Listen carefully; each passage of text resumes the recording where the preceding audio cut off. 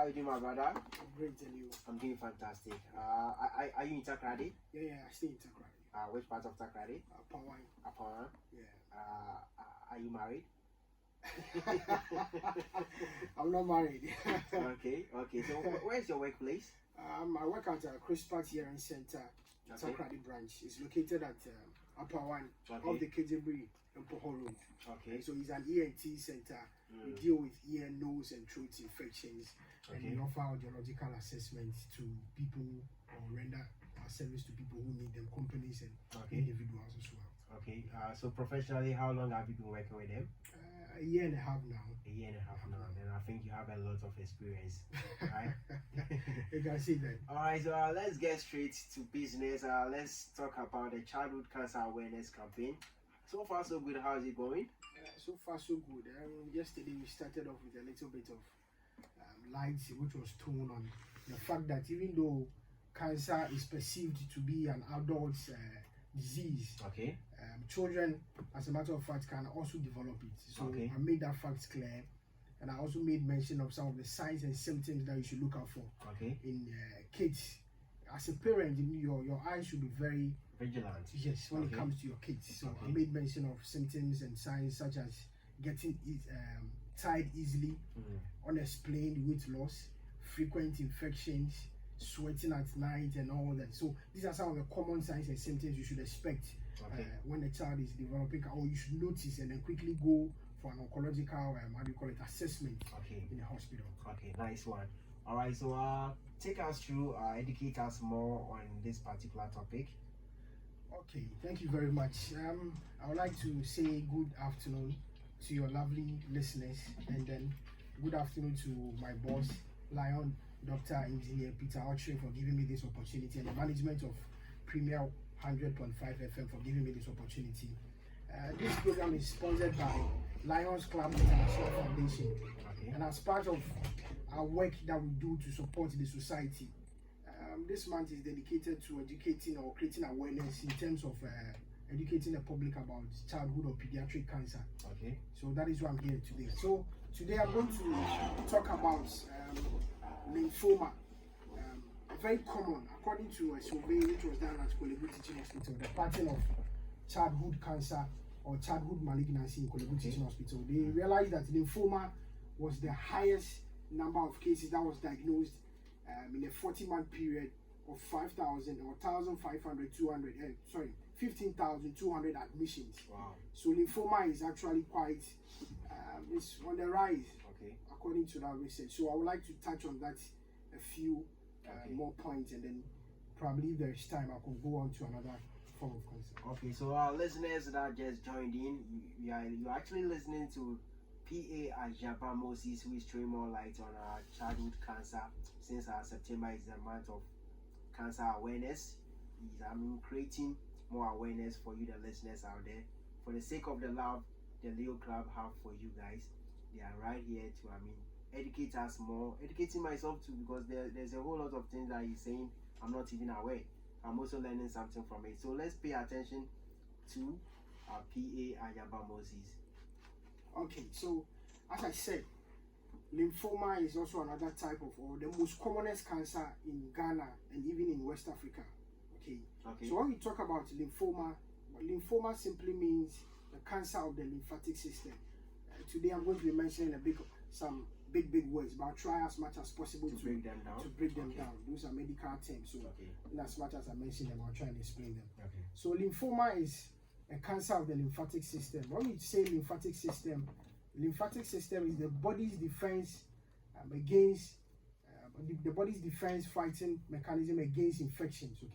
And they are made up of the spleen, the lymph nodes, the thymus glands, and then the bone marrow.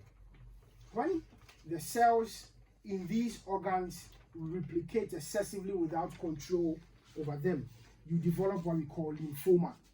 And according to the research which was organized in Kolebu Teaching Hospital, it was found out that lymphoma was the highest number of malignancies diagnosed amongst the total admissions which was taken and studied over the 40-month period. In lymphoma, there are two types of lymphoma. We have the Hodgkin's lymphoma and then the non-Hodgkin's lymphoma. I will not go into these are educational stuff or academic stuff. But under the lymphoma, we have this type of lymphoma we call Beckett's lymphoma, which is the most commonest form of lymphoma that we have in Ghana here. When we say Beckett's lymphoma usually affects the jaws. So you have a disfigure of the face as well. People who have swollen, big, huge jaws. Okay. And it can also affect the kidneys. Is it the one we call T? No, that's different. That's different. I wish I could show you a picture, but unfortunately I didn't bring any picture. Okay. So it affects the jaws. It's actually very huge. You see pus coming out and all this disfigure of the face and all that. It can affect the kidneys, can affect the ovaries. It can even go a long way to affect the central nervous system, the brain and the spinal cord.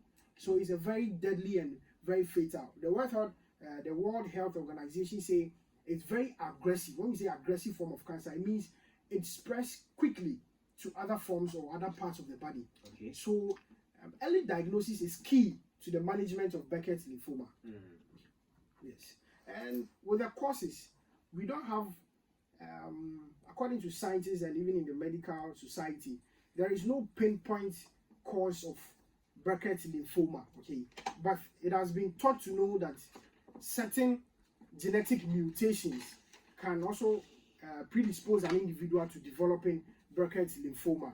Okay, so it is very important that we notice some of these signs and symptoms early. I'll go ahead to mention some of these signs and symptoms, and then we pay attention to them as parents, because it is not far-fetched from seeing them in kids. So it's very aggressive, as I've said, and some of these signs and symptoms you can notice or can be very observant when it comes to kids are painless swelling of the lymph nodes in your neck, armpits, and groin. So as I said, it can affect the lymph nodes as well because of how it develops. Okay, so the lymph nodes are how do we call it? Spread all over the body. We have them at the neck region, what we call the cervical lymph nodes. We have one at the armpits, axillary lymph nodes, and we have some even in the groin, what we call the groin lymph nodes. Okay, so these are some of the regions where you'll be expecting the swelling. Okay, and people or children can also be experiencing persistent fatigue. Okay, very small time. They usually, even before these symptoms, you realize kids are very energetic.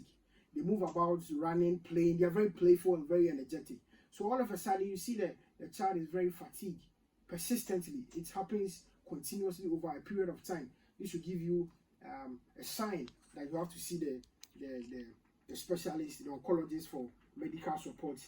Fever, unexplained fever. The body's temperature is very warm. You don't need a temperature to determine somebody who has a fever. Sure. You touch your kid's skin and you realize that the temperature is really high. Night sweat. Even with AC on, the baby is sweating or the child is sweating. That is a very serious thing. And shortness of breath. Okay. When the person is experiencing easy fatigability. At a small distance, the child walks and is panting for breath. Or is gasping for air. That's a very serious thing. It's another sign you should also notice when it comes to lymphoma or Beckett's lymphoma. Unexplained weight loss. This one also cuts across all cancers.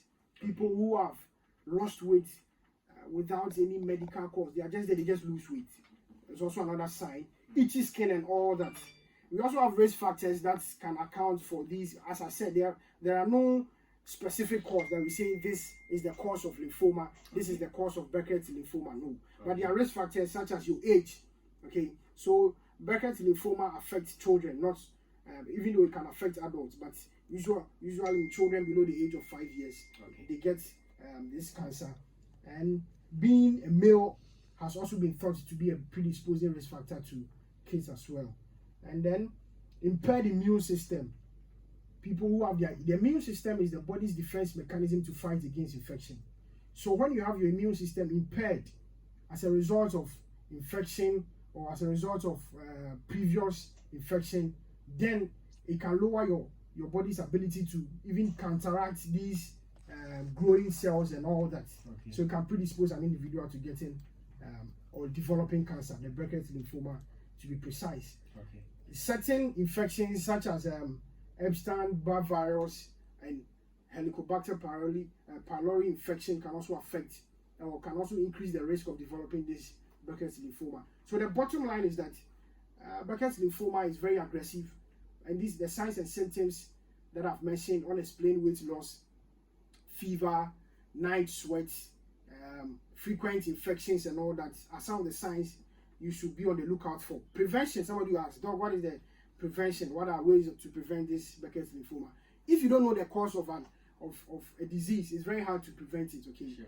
Because there's no cause for these Burkitt's lymphoma or lymphoma to be precise. Accurate. It's very hard to actually prevent. But then we have what we call the long-term remission. What it means is that if early diagnosis is being made, okay, so before we can make diagnosis of Burkitt's lymphoma, the parents should be quick to come to the hospital to tell us that this is what is going on in their kids or their children.